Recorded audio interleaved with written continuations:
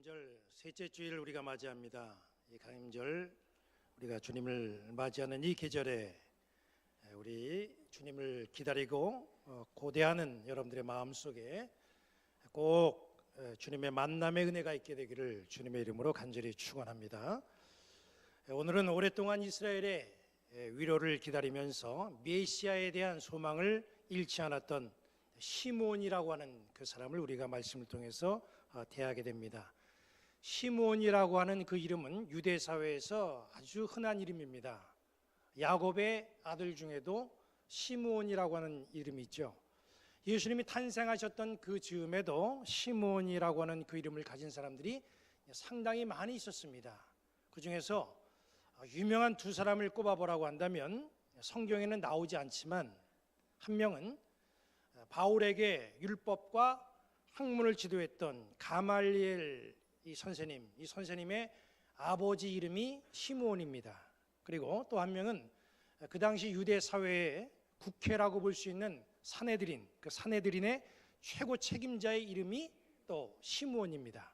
어떤 사람은 본문에 나오는 이 시므온이 그 당시 산헤드린의 최고 책임자인 시므온이다 이렇게 주장하는 사람들도 있습니다. 그만큼 이 본문에서 풍겨나는 시므온의 인생은 좀 권위가 있고 덕망이 있어 보이기 때문에 사람들이 그 당시 유대 사회에 참 영향력을 크게 끼친 인물로 추측을 하고 있습니다.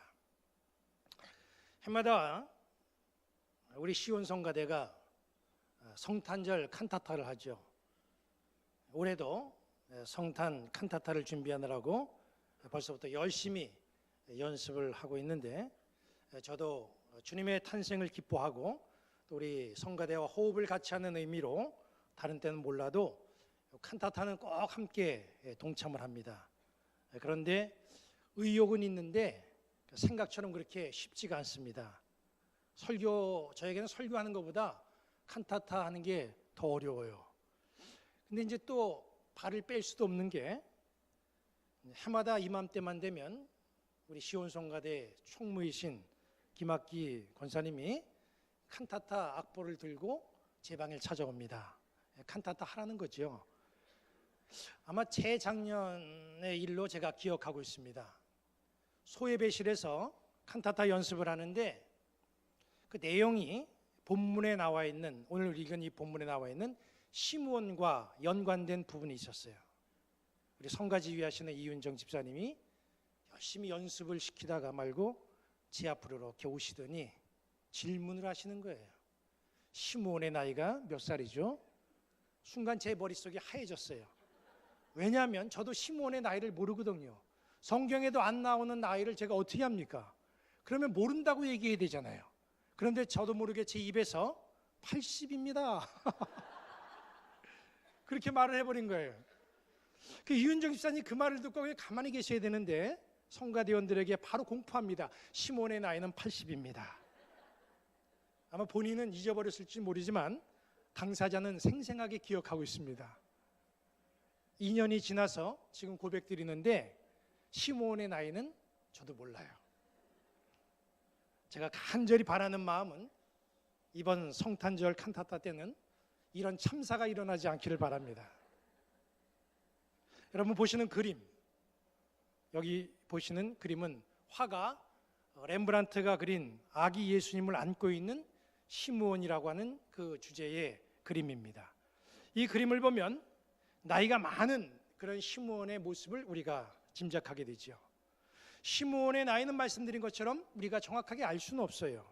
그러나 누가복음 2장 25절을 보니까 그는 오랫동안 그 기다려왔던 그 소망을 계속해서 놓지 않고 기다려왔던, 메시아를 기다려왔던 그러한 사람임에 틀림이 없습니다. 그리고 그 기다림의 소망이 오늘 본문에서 이루어지는 것을 볼 수가 있어요. 성전에서 메시아 아기 예수님을 만나고 소망을 이룬 이 시므온이 본문에서 그 기쁨을 표현하는데 그 내용이 30절에 나옵니다. 그는 이렇게 그 기쁨을 표현해요. 내 눈이 주의 구원을 보았다. 시므온은 지금 정결 예식을 하기 위해서 성전에 들어온 아기 예수님, 이 아기 예수님을 바라보고 내가 주님의 구원을 보는도다, 그렇게 고백을 하는 거예요. 처음 보는 아기 예수님을 그가 바라보면서 구원을 보았다, 이렇게 말하는 걸 보면 참 이 사람은 놀라운 영적인 안목을 가진 사람의 틀림이 없구나, 우리가 그를 그렇게 볼 수가 있지요. 시몬이 영적인 안목을 가지고 있다고 하는 것, 이걸 우리가 어떻게 할 수 있는가? 그가 이 뒤에 마리아에게 예언의 메시지를 주는 것을 보면 우리는 그가 정말 영적으로 탁월한 사람이다 하는 것을 알 수가 있어요. 시몬이 마리아에게 준 예언의 메시지가 누가복음 여기 2장 34절 35절에 나옵니다. 이렇게 말씀하고 있죠. 시몬이 그들에게 축복하고 그의 어머니 마리아에게 말하되 이르되 보라, 이는 이스라엘 중 많은 사람을 패하거나 흥하게 하며 비방을 받는 표적이 되기 위하여 시험을 받았다.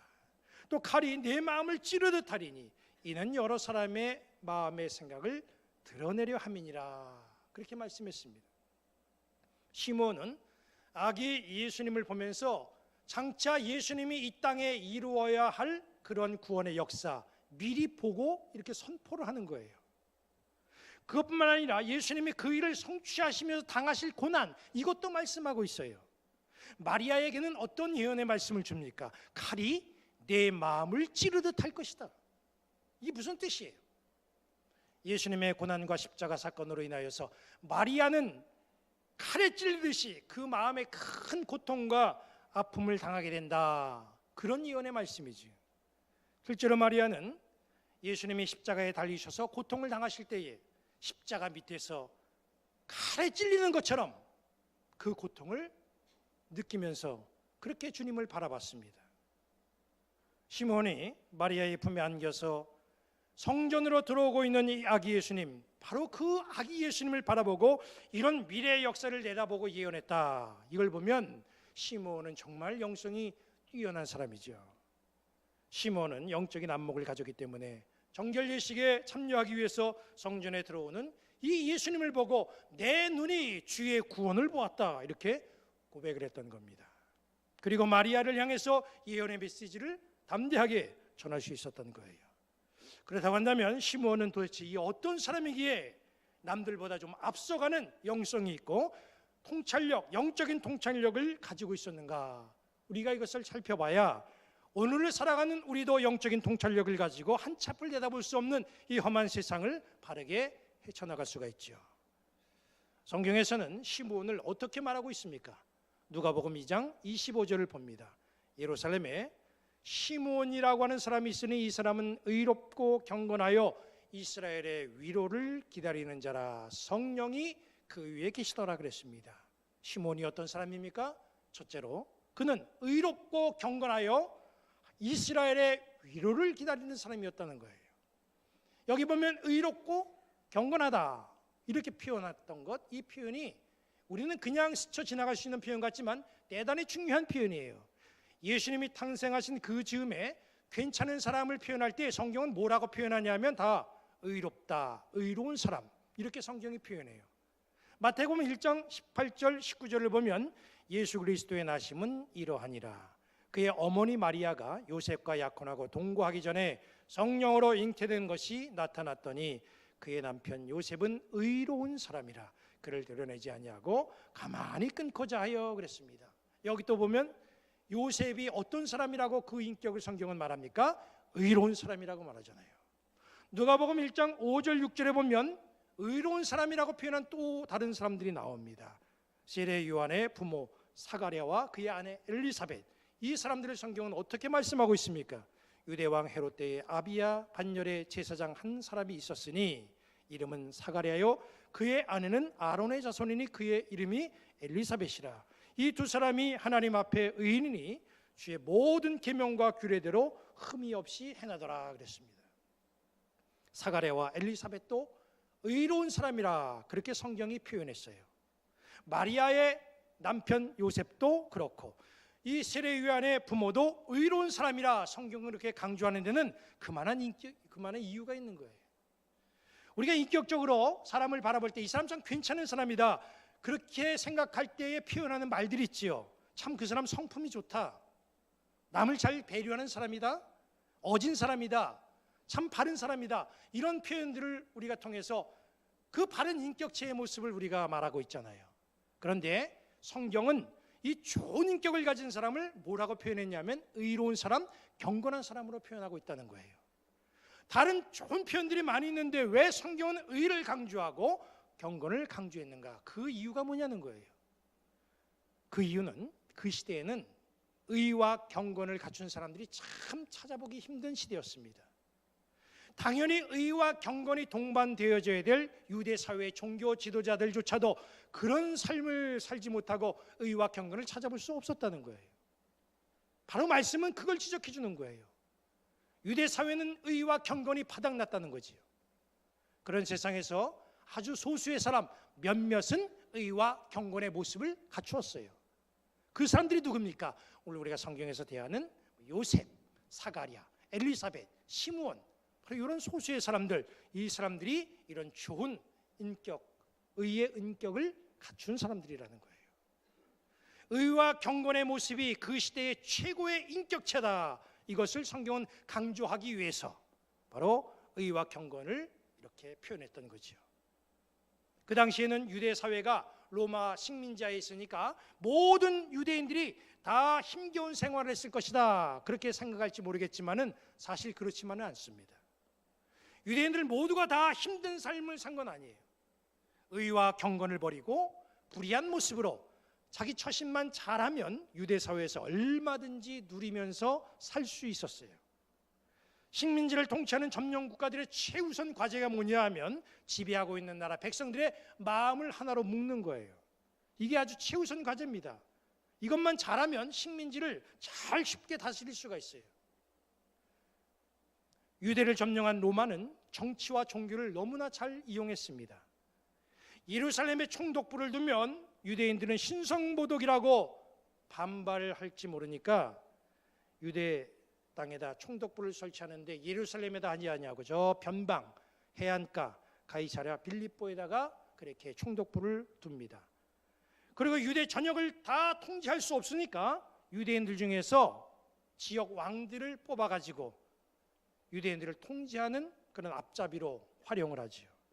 누가복음 3장 1절을 보면 이렇게 말씀합니다. 디베레 황제가 통치한 지 15해 곧 본디오 빌라도가 유대 총독으로, 헤롯이 갈릴리의 분봉왕으로, 그 동생 빌립이 이두레와 드라고니 지방의 분봉왕으로, 루사니아가 아빌레네의 분봉왕으로, 이 분봉왕들을 세워가지고 유대를 감시하게 하는 거예요. 자기 동족들을 감시하게 하는 거예요. 그런 관리 정책을 핍니다. 유대의 심장부인 예루살렘은 어떻게 합니까? 제사장들을 이용해가지고 백성들의 마음을 통제하는 거예요. 제사장들에게 제 대우를 아주 잘해주면서 백성들의 마음을 하나로 묶도록 유도하는 거예요. 로마의 말만 잘 들으면 얼마든지 이 시대는요 풍족하게 누리면서 잘 살 수가 있어요. 그런 시대예요. 그래서 지도자들이 편하게 살려면 간단합니다. 로마가 시키는 대로만 하면 돼요. 로마가 시키는 대로 자기 백성들 통제하고 억압하고 그리고 그들을 다스리면 자기들의 지위와 생활은 평생 보장받는 거예요. 시므온의 활동 무대는 예루살렘이죠. 시므온이 로마의 말을 들으면서 불의한 방법을 추구했다고 한다면 그는 얼마든지 세상에서 기득권을 누리고 그는 부족함 없이 잘 살 수가 있었어요. 그런데 시므온은 그렇게 살질 않았다는 거예요. 잘 살기를 원하는 것보다 의롭고 경건한 삶을 살기를 원했어요. 물질의 풍족함을 기다리는 것이 아니라 이스라엘의 위로를 기다렸지요. 그러다 보니까 시므온은 세상에서는 부족한 게 참 많았습니다. 그러나 의롭고 경건한 삶을 그가 살았기 때문에 세상이 그 무엇으로도 줄 수 없는 아주 소중한 것을 이 시므온은 가질 수가 있었어요. 시므온이 세상이 줄 수 없는 가장 소중한 것, 이 소중한 것을 가졌다고 하는데 그게 뭐예요? 이게 바로 영적인 통찰력이라는 거죠. 그 어떻게 얻었습니까? 바로 견공과 의를 놓지 않는 그런 생활, 이런 삶으로 바로 이 시므온이 이 영적인 통찰력을 갖게 된 겁니다. 의와 경건의 삶은 시대와 상관없이 우리에게 영적 안목을 갖게 한다는 사실을 여러분들은 꼭 기억을 하시기를 바랍니다. 두 번째로 시므온이 어떤 사람이었는가 봤더니 이 사람은 성령이 함께하는 사람이었어요. 누가복음 2장 25절부터 27절을 봅니다. 예루살렘에 시므온이라고 하는 사람이 있으니 이 사람은 의롭고 경건하여 이스라엘의 위로를 기다리는 자라. 성령이 그 위에 계시더라. 그가 주의 그리스도를 보기 전에는 죽지 아니하리라 하는 성령의 지시를 받았더니 성령의 감동으로 성전에 들어가매 마침 부모가 율법의 관례대로 행하고자 하여 그 아기 예수를 데리고 오는지라 그랬습니다. 여기 말씀 보니까 성령이 시므온에게 임했다고 그랬어요. 내가 죽기 전에는 그리스도를 볼 것이다. 성령의 지시도 받았어요. 성령이 감동을 주셔가지고 그가 성전에 들어가게 되는데 거기서 아기 예수 메시아를 만날 수 있었습니다. 이걸 보면 이스라엘의 위로를 기다려온 이 시므온은 온전히 그의 삶이 성령에 이끌려 살아왔던 인생이었던 것을 알 수가 있지요. 아기 예수님을 만나게 된 전 과정을 보면 이게 성령의 인도하심, 성령의 주관하신 삶이었어요. 메시아의 오심은 성령이 이끄는, 성령이 주관하는 역사였습니다. 마태복음 1장 18절을 다시 보면요, 예수 그리스도의 나심은 이러하니라. 그의 어머니 마리아가 요셉과 약혼하고 동거하기 전에 성령으로 잉태된 것이 나타났더니 그랬죠. 마리아의 메시아 잉태는 성령으로 된 것이라고 말씀했어요. 마태복음 1장 20절도 보면요, 이 일을 생각할 때에 주의 사자가 현몽하여 이르되 다윗의 자손 요셉아 내 안에 마리아 데려오기를 무서워하지 말라. 그에게 잉태된 자는 성령으로 된 것이라. 마리아가 처녀의 몸으로 잉태됐다는 사실, 이 사실을 요셉에게 이해시킨 자가 누구예요? 성령입니다. 성령이 하신 일이에요. 성령은 시므온에게도 임했어요. 그리고 그의 눈을 열어서 주님의 구원을 볼 수 있도록 성령께서는 역사하셨다는 거예요. 정결 예식을 행하러 예루살렘 성전을 찾아오는 그 사람들, 하루에도 엄청나게 많은 숫자가 찾아옵니다. 많은 사람들이 태어난 아기를 안고 성전으로 들어와요. 왜냐하면 성전이 그 당시에 예루살렘 한 곳밖에 없잖아요. 수많은 아이들이 정결 예식을 행하기 위해서 성전 안에 들어오는데 그 많은 아이들 가운데 아기 예수님이 어떻게 메시아인 줄 알아봅니까? 27절 말씀 보니까 바로 성령께서 감동을 주셨기 때문에 가능했던 겁니다. 성령이 함께 하시니까 성령의 지시를 받았잖아요. 성령의 감동이 되니까 메시아를 알아보게 되는 역사가 나타났어요. 그리고 그렇게 오랜 세월 동안 인내하면서 기다려온 메시아 아기 예수를 자기 품에 안아보는 그런 엄청난 축복을 이 시몬이 얻게 됐습니다.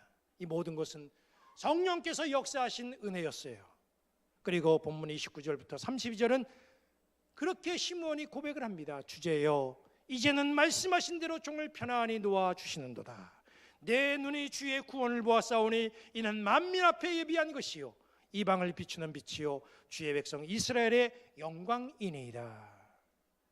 내 눈이 구원하시는 주님을 보았기 때문에 나는 이제 죽어도 여한이 없다는 거예요. 내가 세상의 명예나 물질이나 학문이나 출세 이걸 다 얻고 해볼 거 안 해볼 거 다 해봐가지고 나는 이제 죽어도 여한이 없다, 이게 아니라 나는 주님의 구원을 보았기 때문에 이제는 다른 거 필요 없다, 여한이 없다, 이렇게 고백하는 거죠. 예수님을 구원의 주님으로 믿고 우리는 늘 신앙생활하면서 주님 앞에 예배를 합니다. 우리는 내 눈도 주님의 구원을 보았다, 그렇게 구원의 확신을 가지고 주님 앞에 고백하며 신앙의 길을 걸어가고 있습니다. 그렇다고 한다면 지금 우리는 내가 바로 이 시간 이 세상을 떠나도 여한이 없는 인생인가? 내 눈이 주님의 구원을 보았다고 하는 사실이 너무나 기뻐서 그 사실 하나만으로도 감사해서 나는 매일매일 찬양하며 정말 춤추듯이 그렇게 기쁨의 삶을 살아가고 있는가? 우리 모습을 돌아봐야 됩니다. 주님의 구원을 보았다고 고백하면서 왜 우리에게는 그렇게 만족함이 없습니까? 주님 말고도 왜 그렇게 쫓아갈 것이 많아요? 정말 내 눈이 주님의 구원을 본 사람인지, 날마다 주님과 교제하면서 내 속에는 경건과 의가 자리하고 있는지, 나는 성령의 지시를 받고 내 생각대로가 아니라 성령이 이끄시는 대로 살아가고 있는지 한번 우리가 우리의 모습을 확인해 봐야 된다는 거예요. 강림절 셋째 주가 지나가고 있습니다. 주님과 깊은 교제를 나누는 그런 한 시간이 되시기를 바랍니다. 경건과 의로움 그리고 성령의 인도하심을 확인하는 이 소중한 한 주간 되시기 바랍니다. 내 눈이 주님의 구원을 보는 영적인 그런 안목을 갖추고 있는지 우리의 모습을 점검해 보셔야 돼요. 그리고 나는 내 눈이 주님의 구원을 봅니다. 그래서 나는 행복한 신앙인이요. 나는 다른 거 필요 없어. 주님 한 분만으로 나는 족한 인생입니다. 이렇게 한 주간 내 자신을 고백하면서 우리 성령의 인도함 받고 살아가는 정말 시므온과 같은 그런 복된 한 주간이 되시기를 우리 주님의 이름으로 간절히 축원합니다.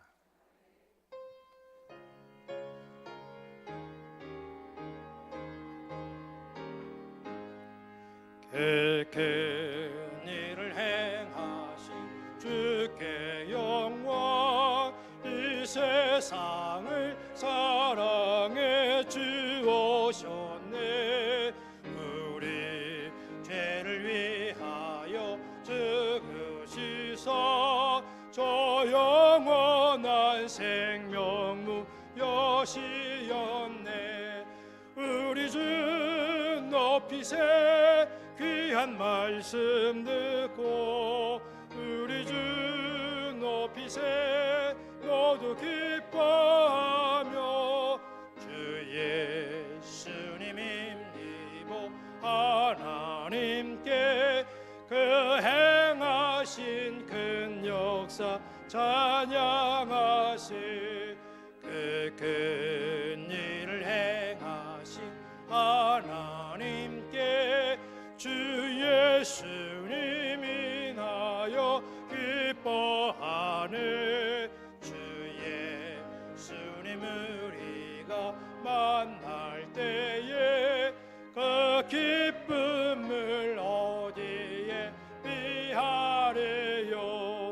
우리 주 높이세 귀한 말씀 듣고 우리 주 높이세 모두 기뻐하며 주 예수님 힘입어 하나님께 그 행하신 큰 역사 찬양